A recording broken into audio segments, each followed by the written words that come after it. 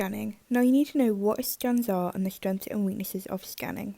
Scans, also known as position emission tomography, injects a person with a small amount of radioactive material to conduct a scan.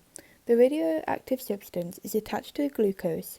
A task is given to patients to do, whilst the glucose gets used up and the radioactive substance breaks down and emits positions. Where there's a high concentration of gamma rays, there's a high concentration of activity.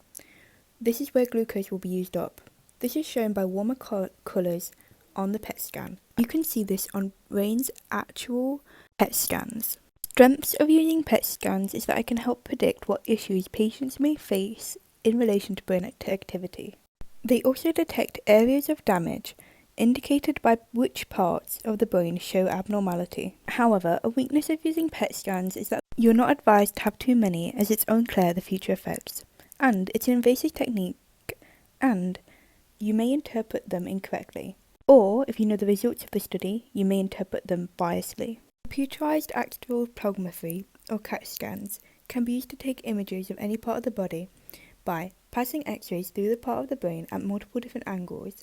The information is then interpreted by a computer and detailed images of the structure of the brain is created. Strengths. It provides information needed for surgery. It gives an accurate detail of brain structure, and it removes the need for surgery, and it's quick. Weaknesses. Pregnant women can't use it.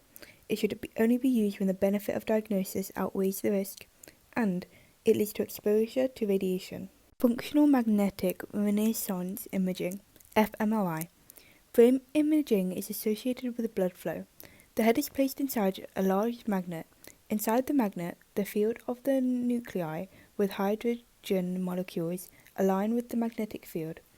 As a neutral activity increases in the brain's blood flow, increases in the area to keep up with the demand of O2. When hemoglobin carries around the O2, it repels the magnetic field.